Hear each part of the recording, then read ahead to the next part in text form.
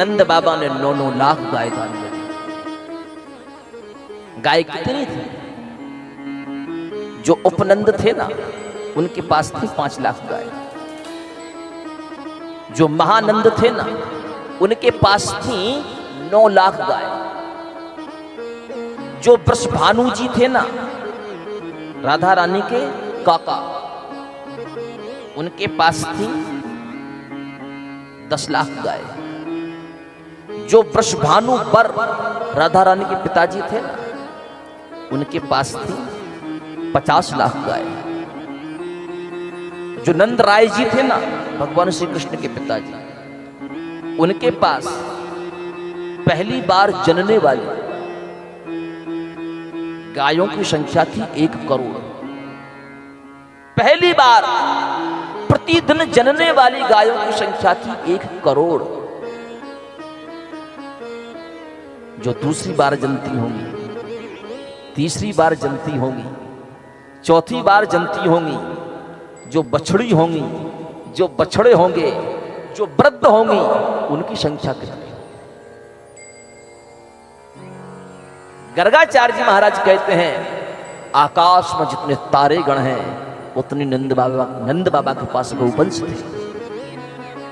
और जहां पर गौवंश अधिक सत्ता में रहता है, वहां पर भगवान कहते हैं कि भले ही मेरा जन्म कहीं भी हो, लेकिन गौवंश के समूह में आकर के मैं खड़ा हो जाता हूं। इसलिए भगवान मथुरा का त्याग करके गोकुल में आए।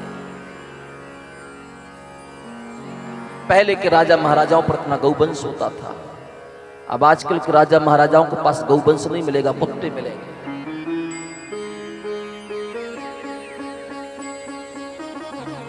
जो राजपथ पर बैठा, उसने वीआईपी कुत्ते खरीदे, बड़े बड़े कुत्ते, 10 लाख 15 लाख कुत्ते। बोले ये अमेरिका से आया है, ये रूस से आया है, ये जापान से आया है।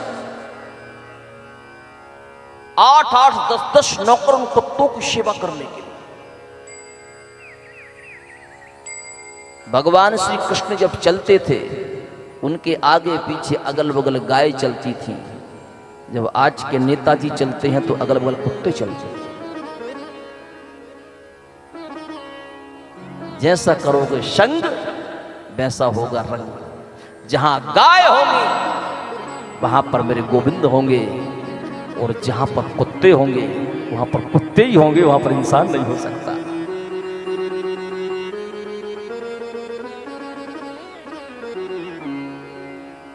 लेकिन सेवा कभी व्यर्थ नहीं जाती, किसी की भी करो। जिसकी भी सेवा करोगे ना, सेवा बिल्कुल फल देगी।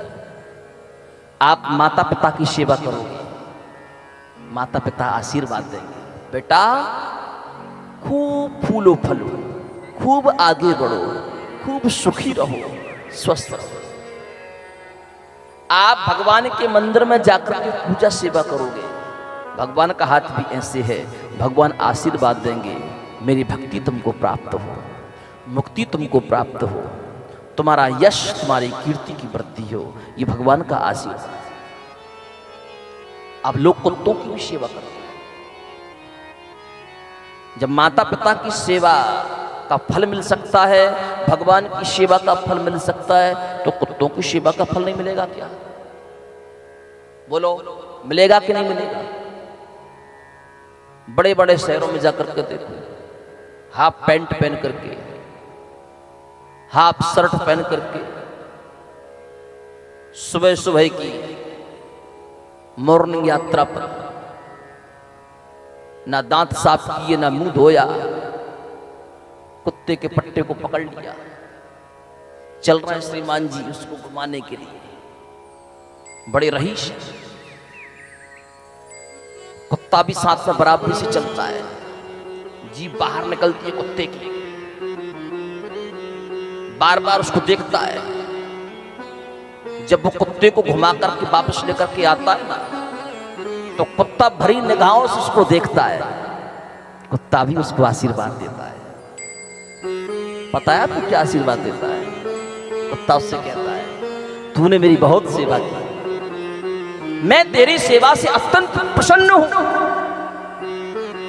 मैं भी ईश्वर से प्रार्थना करूंगा अगले जन्म में तू कुत्ता बनना और मैं मनुष्य बनूंगा, ऐसे ही मैं तेरी सेवा करूंगा। गीता जी में भगवान ने लिखा है ना, भगवान ने कहा है ना कि भूतों को पूजने वाला भूतों को प्राप्त होता है, पितरों को पूजने वाला पितरों को प्राप्त होता है, और भगवान को पूजने वाला भगवान को प्राप्त होता है। तो कुत्तों को पूजने वाला कुत्तों को प्राप्त क्यों नहीं हो सकता?